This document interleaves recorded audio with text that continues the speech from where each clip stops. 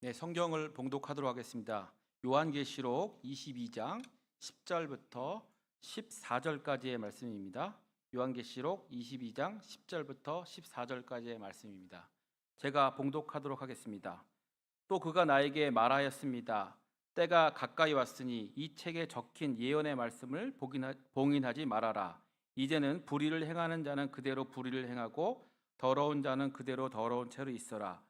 의로운 사람은 그대로 의를 행하고 거룩한 사람은 그대로 거룩한 채로 있어라. 보아라, 내가 곧 가겠다. 나는 각 사람에게 그 행위대로 갚아주려고 상을 가지고 간다. 나는 알파며 오메가 곧 처음이며 마지막이요 시작이며 끝이다.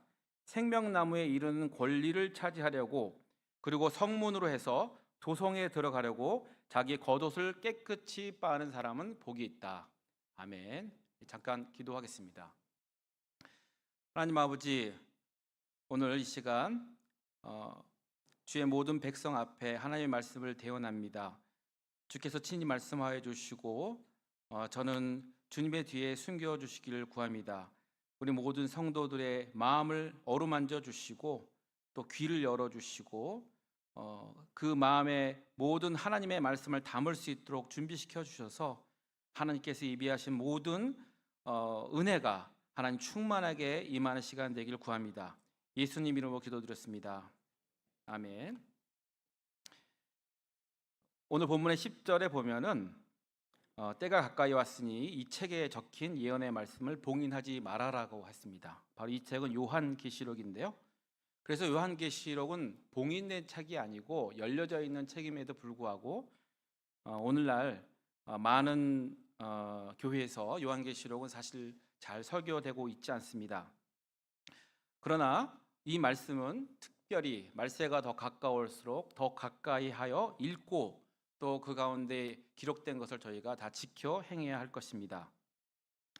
주님의 재림의 때가 날마다 가까이 오고 있는데요. 그럴 때 어떤 증상들이 나타나게 되냐면 우리가 아무리 복음을 전해도 그 복음을 거절하는 사람들이 점점 많아지게 됩니다.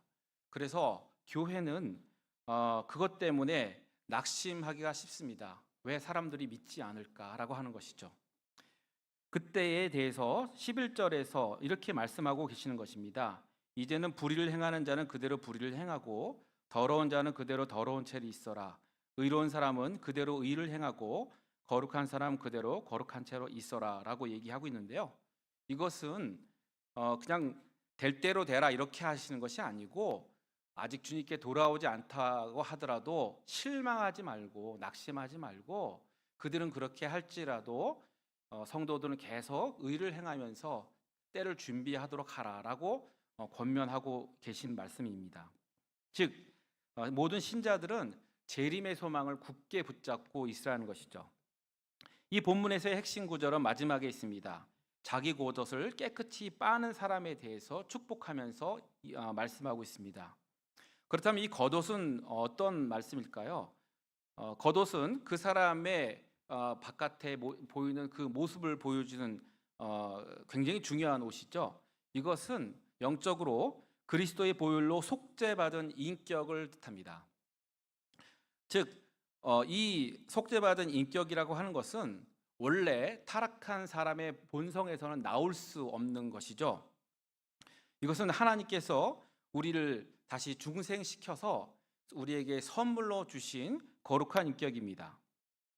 그런데 이 인격이 또 이 세상에 살다 보면 더럽혀지게 됩니다. 제자들이 마지막 만찬 때 예수께서 제자들에게 발을 씻겨 주셨죠. 그것처럼 우리가 이 세상에 살다 보면 발이 더러워집니다. 즉 이것을 다시 씻어내는 과정들이 필요한 것이죠. 그래서 우리는 참 신자라고 하는 참 신자는 믿음으로 죄를 회개하고 또 하나님께 사죄의 은총을 받습니다. 믿음으로 죄를 회개한다는 것은 내가 죄가 있다는 것을 깨닫고 그 죄를 회개해요. 그런데 그 회개는 하나님이 이미 나를 용서해 주셨다는 그 사죄의 은총에 대한 그 약속을 믿고 회개를 하는 것입니다. 바로 이것이 겉옷을 빠는 자들이죠. 그럼 어떻게 겉옷을 빠는 것인가? 우리가 두 가지 측면을 생각할 수 있어요. 그러나 사실 이 두 가지는 하나입니다. 첫 번째는 말씀으로 겉옷을 빠는 것입니다. 말씀으로 겉옷을 빤다는 뜻은 그 말씀의 뜻을 바르게 깨닫고 또 성령의 역사로 그 죄를 깨닫게 되는데 이르는 것입니다. 우리가 물로 옷을 빠는 것은 실제로 그 물 분자가 그리고 그 안에 있는 어떤 세제 분자가 그 옷의 세밀한 곳까지 침투해서 거기에서 때와 그 옷의 천 조각을 분리하는 일을 합니다. 그렇게 해서 하는 거거든요.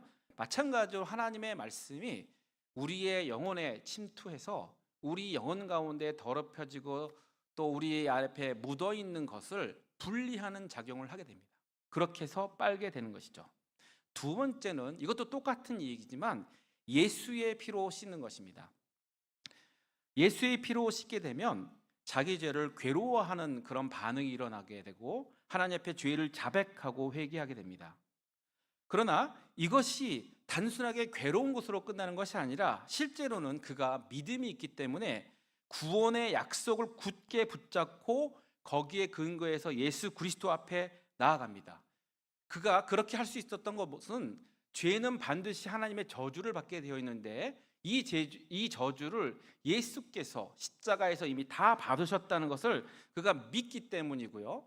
예수께서 우리를 대신하여 의로운 삶을 사시고 그 의의 옷을 우리에게 주셨다는 것을 확고하게 믿기 때문에 주 앞에 나아가는 것입니다.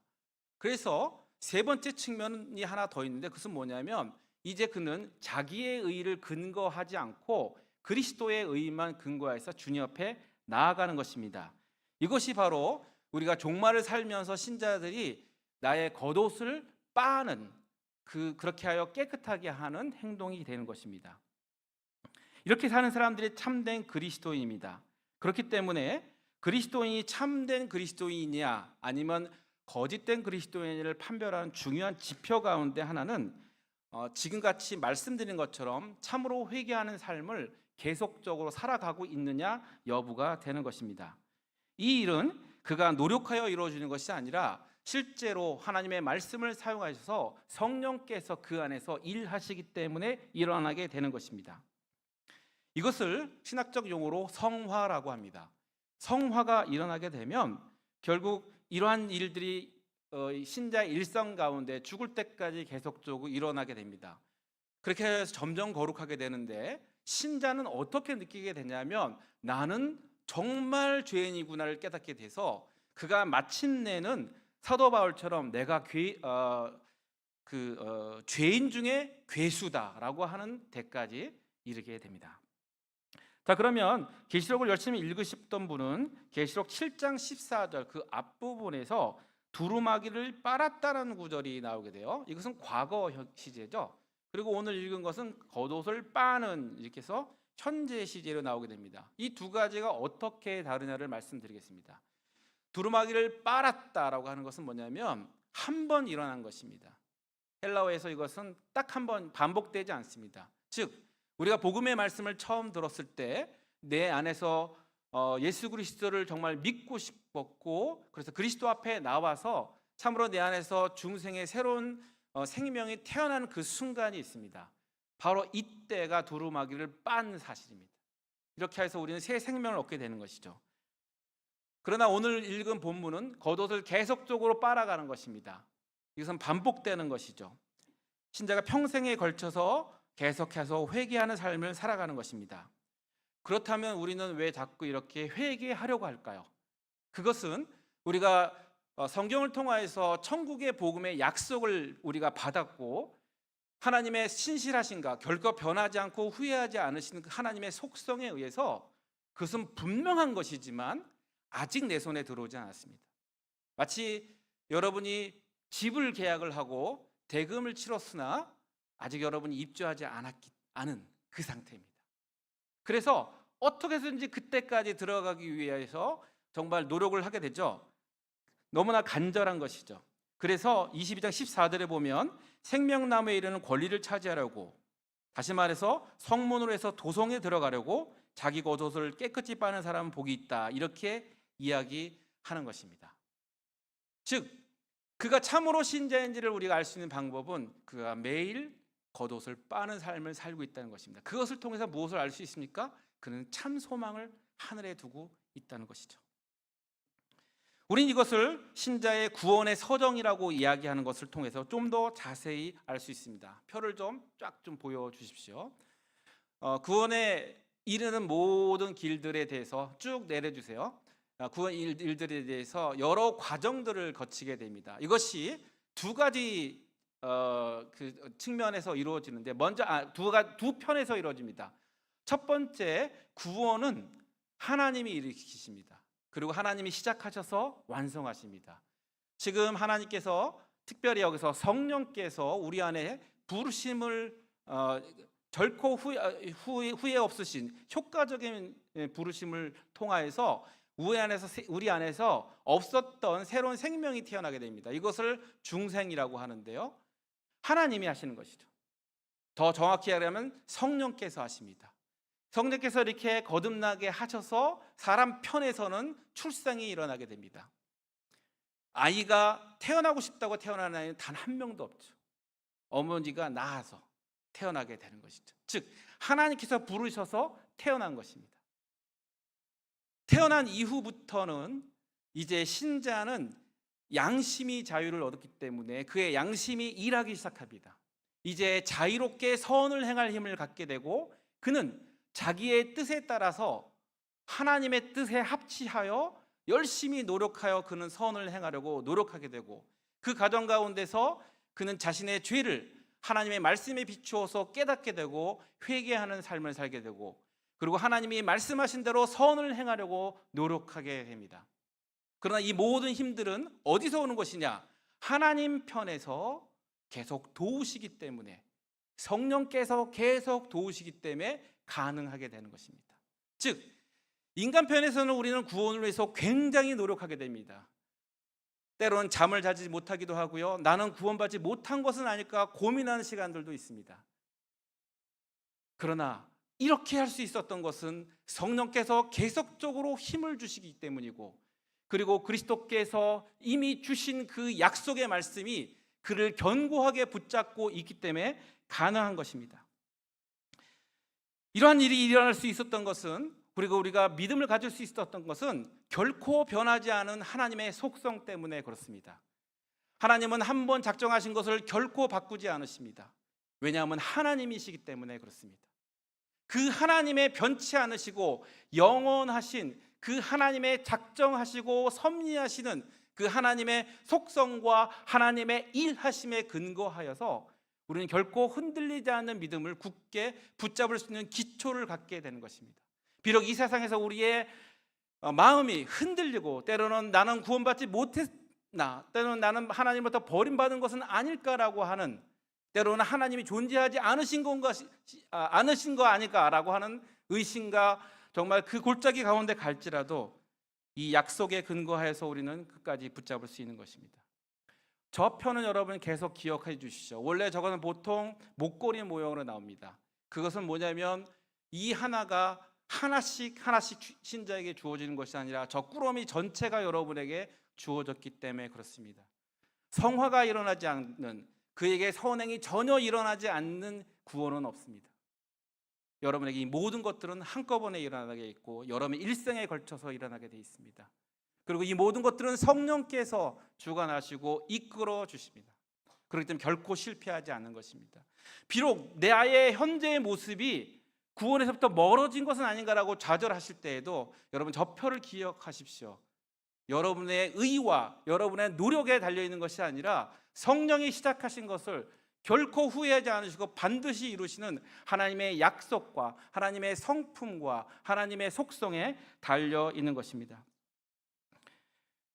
이렇게 회개하는 삶을 사는 것이 신자의 당연한 일이라고 하면 그 모델은 누구에게서 찾을 수 있을까요? 우리는 다윗에게서 찾을 수 있다고 생각합니다. 다윗은 그의 인생의 절정에 올라갔을 때 그만 밧세바와 간음함으로써 하나님께 큰 죄를 범했습니다. 이것은 너무나도 큰 죄였기 때문에 하나님께서 크게 징계하셨습니다. 밧세바와 다윗 왕 사이에서 태어난 아들은 벌로 죽임을 당했습니다. 그런데 이것만이 아니었죠. 암논이 자기의 배다른 누이 다말을 강간하는 일이 있으면서 형제 사이에 분쟁이 생겼고, 다말의 친오빠 압살롬이 복수심에 불타서 암논을 살해하는 일이 발생했습니다. 근데 이걸로 또 끝나지 않았습니다. 압살롬은 아버지와의 관계가 문제가 생기면서 결국 아버지를 반역할 결심을 세우고 아버지를 왕위에서 몰아내기 위한 전쟁을 일으켰습니다. 그는 거의 성공했습니다. 그런데 하나님께서 다윗을 보호하셨기에 다윗은 압살롬에게 승리를 거두었습니다. 다윗은 압살롬을 살리고 싶었습니다. 그러나 그의 장군 요압은 다윗의 마음을 알지 못하고 그를 살해하였습니다. 너무나 고통스러웠을 것입니다. 이것은 아무리 악한 아들이라도 아버지는 결코 그 아들을 죽이고 싶지 않습니다. 그것은 모든 아버지가 갖고 있는 마음일 것입니다. 그의 눈에서 피눈물이 났을 것입니다. 그런데 그가 말년에 왕위를 솔로몬에게 물려되는 그 시점에서 그의 또 다른 아들 아도니아가 반역을 했고 그도 역시 죽임을 당하고 말았습니다. 이렇게 그의 모든 일생은 너무나도 고통스러운 회개의 시간을 거쳤습니다. 그러나 그는 결코 하나님을 원망하지 않았습니다. 하나님이 주신 모든 벌을 다 받았고 계속적으로 그는 회개하며 삶을 살았습니다. 그의 이 회개가 잘 담겨 있는 것이 시편 51편입니다. 51편을 한 절씩 읽어가면서 여러분 앞에 그 말씀을 좀 자세히 나누고 싶습니다. 51편입니다.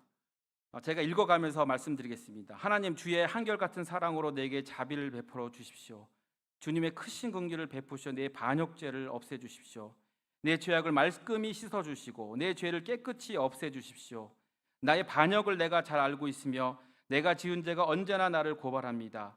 주님께만, 오직 주님께만 나는 죄를 지었습니다. 주님의 눈앞에서 내가 악한 짓을 저질렀으니 주님의 판결은 옳으시며 주님의 심판은 정당합니다.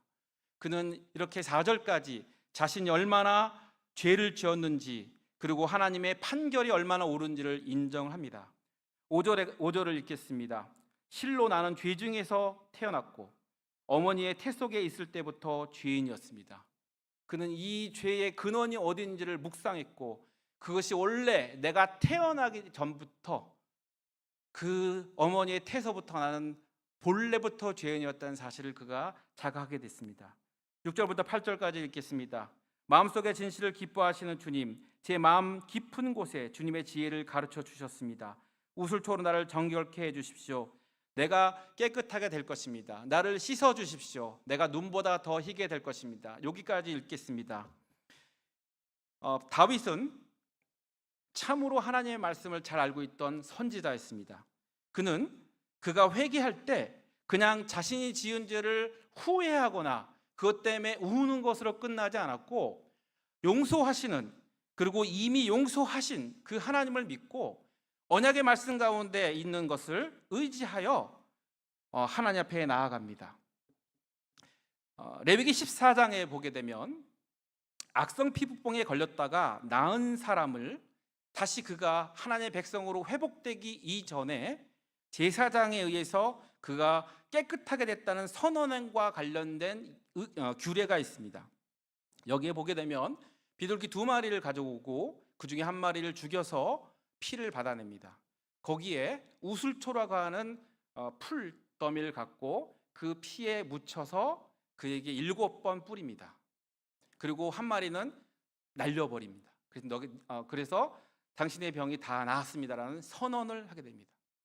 이 규례를 그가 잘 알았습니다. 그래서 그는 오늘 본문 가운데서 7절에 우슬초로 나를 정결케 해주십시오가 바로 이것입니다.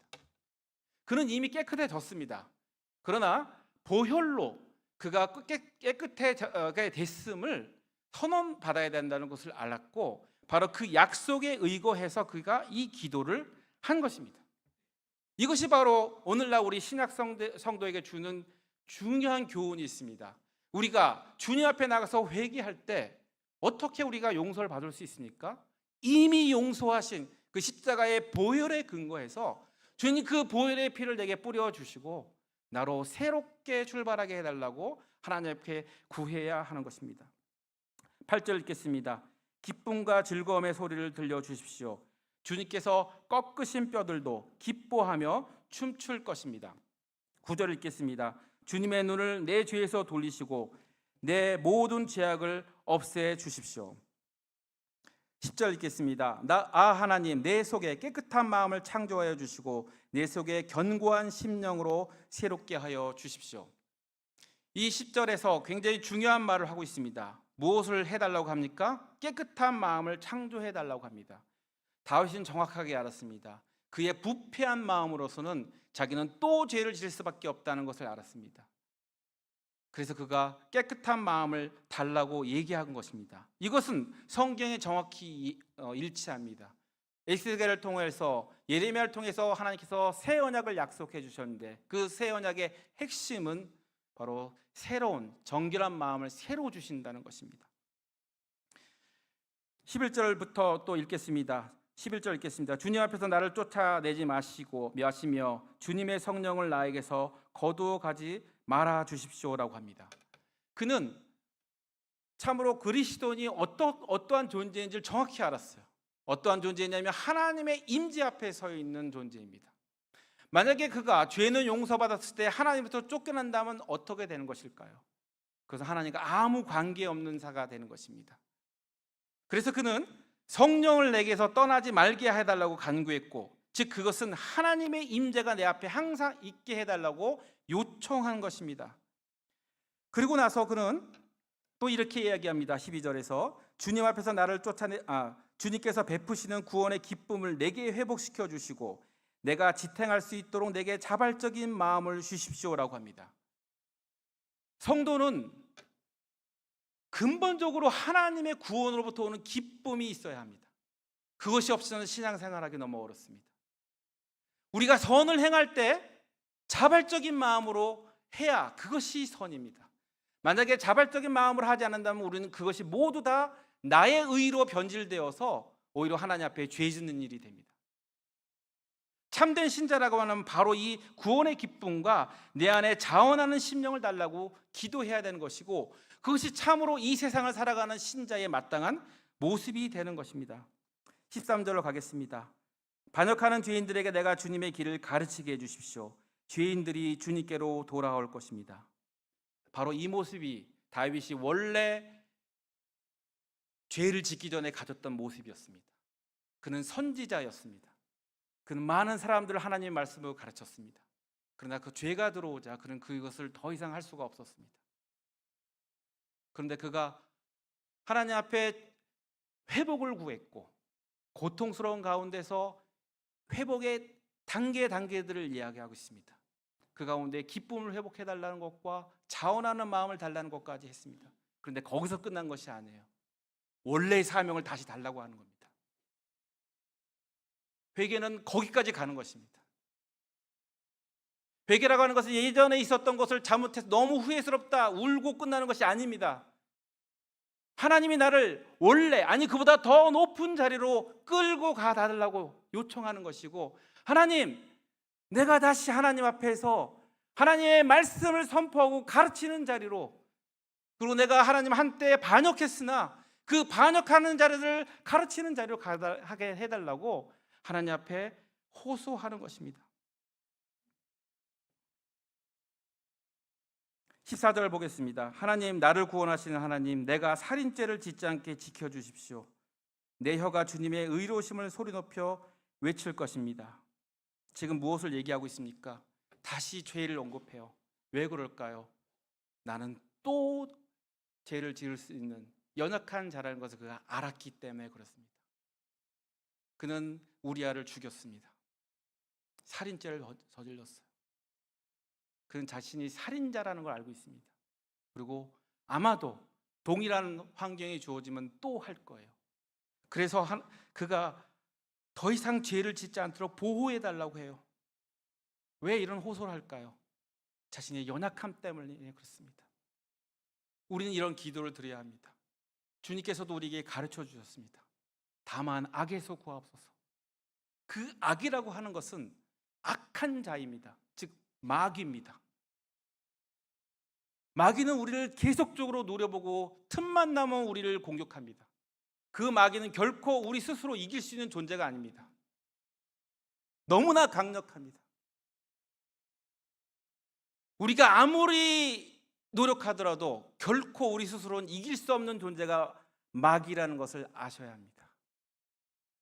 그래서 주님께서는 그 악으로부터 구해달라고, 그렇게 너희는 반드시 기도해야 된다고 말씀하셨습니다. 여기서 다윗은 바로 그 모델을 보여주고 있습니다. 하나님, 내가 더 이상 살인죄를 짓지 않게 해달라고 이렇게 기도하고 있습니다. 15절 읽겠습니다. 주님, 내 입술을 열어주십시오. 주님을 찬양하는 노래를 내 입술로 전파하렵니다. 주님은 재물을 반기지 않으시며 내가 번제를 드려도 기뻐하지 않으십니다. 하나님께서 원하시는 재물은 찢겨진 심령입니다. 오 하나님, 주님은 찢겨지고 짓밟힐 마음을 멸시하지 않으십니다. 그가 무엇을 얘기하고 있습니까? 이제 그가 평생 내가 참으로 헌신하는 마음으로 살겠다고 다짐하고 있는 것입니다. 무엇이 헌신하는 것입니까? 입술로 찬양하는 것, 헌신하는 것 맞습니다. 그런데 참으로 헌신하는 것은 내 마음을 찢는 것입니다. 내 마음을 찢는 것이 왜 헌신이냐? 더 이상 내 것을 주장하지 않는다는 뜻입니다. 우리가 헌신하기 위해서, 진실로 헌신하기 위해서는 나는 아무것도 아니요, 나는 참으로 죄인입니다라고 늘 주님 앞에서 마음을 찢는 것이 있어야 비로소 참된 헌신으로 나아갈 수 있습니다. 헌신이라는 것은 나는 아무것도 아니라고 하는 것을 주님 앞에 인정하고 주님께 나를 드리는 것을 헌신이라고 하는 것입니다. 그러므로 회개와 헌신의 삶은 분리될 수 없는 것입니다. 그리하여 그는 참으로 진정으로 입술로 하나님을 찬양하는 자리로 나아갈 수 있게 되는 것입니다. 18절 19절을 읽겠습니다. 주님의 은혜로 시온을 잘 돌보아 주시고 예루살렘 성벽을 견고히 세워 주십시오. 그때 주님은 올바른 제사와 번제와 온전한 제물을 기쁨으로 받으실 것이니 그때 사람들이 주님의 제단 위에 수송아지를 드릴 것입니다라고 했습니다. 여기서의 시온이 무엇입니까? 이 땅에서는, 지금 우리의 시각에서는 교회가 될 것입니다. 하나님의 나라입니다. 하나님의 나라의 성벽이 견고하게 세워지려면 어떻게 해야겠습니까?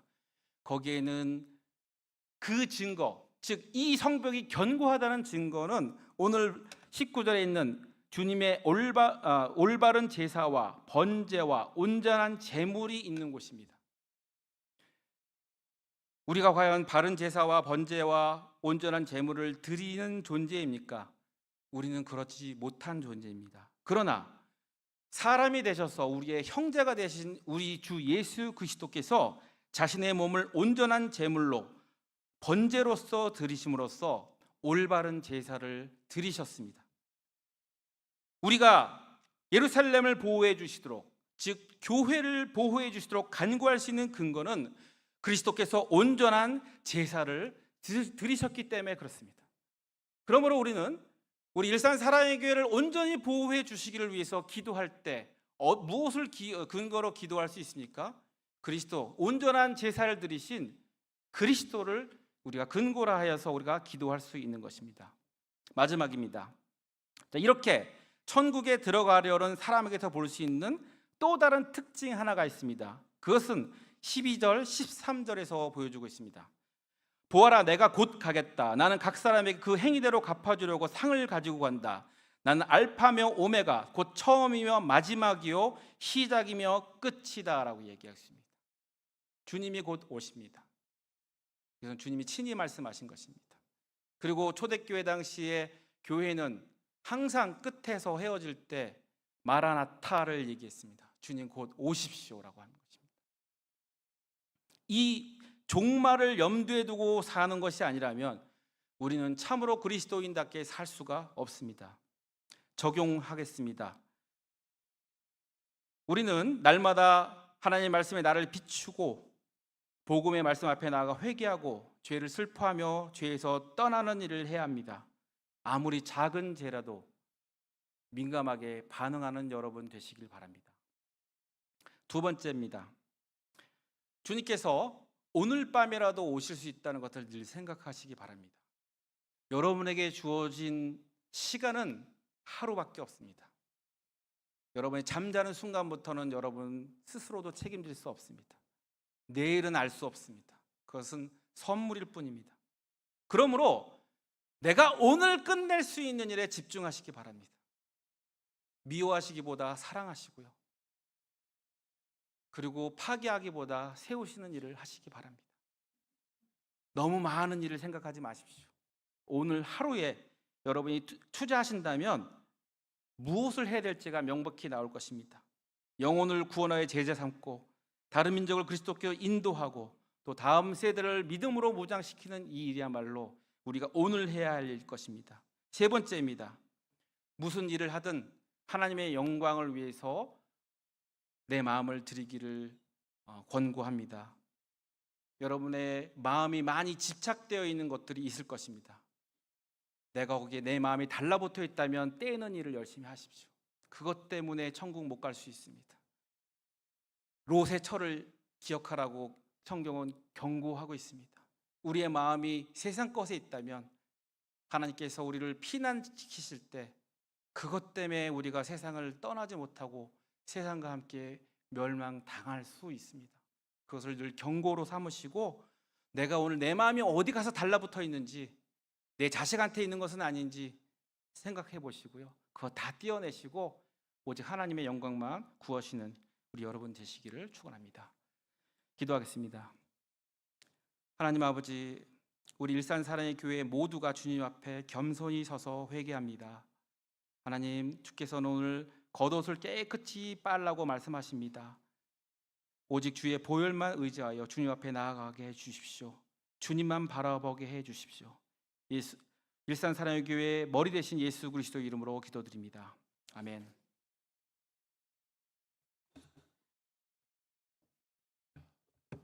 우리 모두 자리에 일어나겠습니다. 우리 보혈을 지나 이 찬양 하나님 앞에 올려드리고 결단하며 하나님 앞에 기도하겠습니다.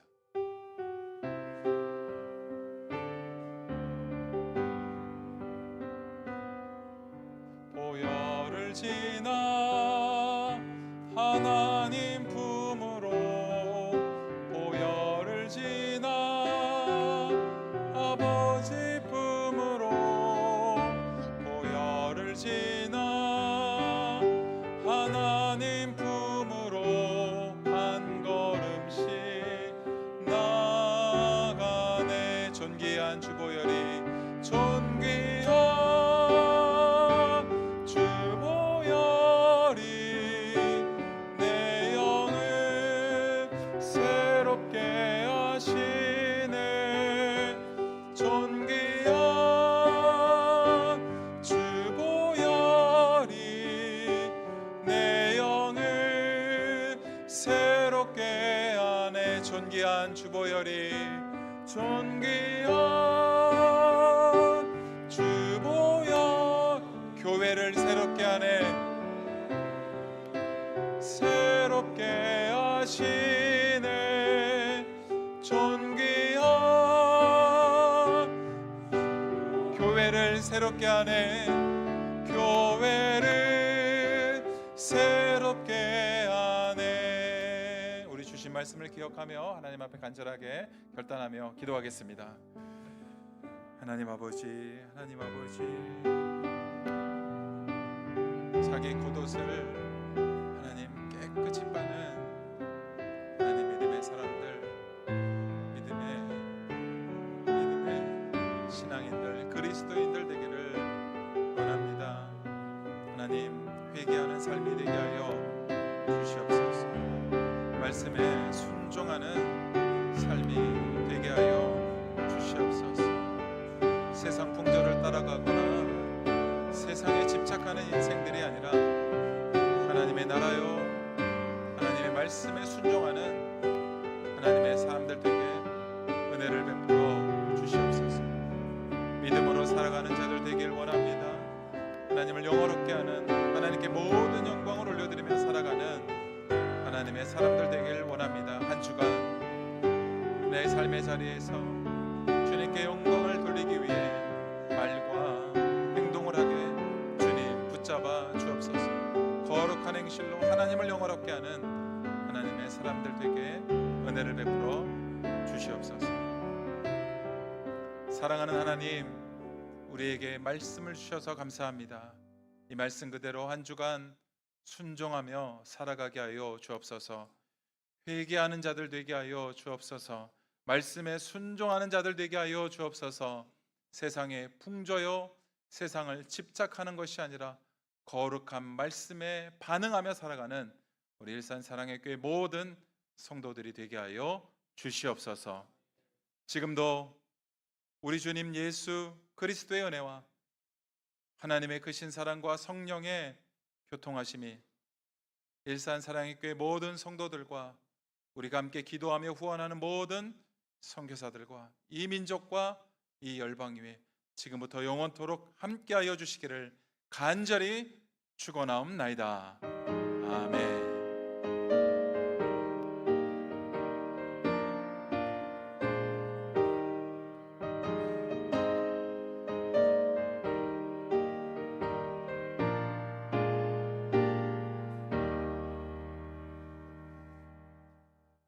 예배를 마쳤습니다.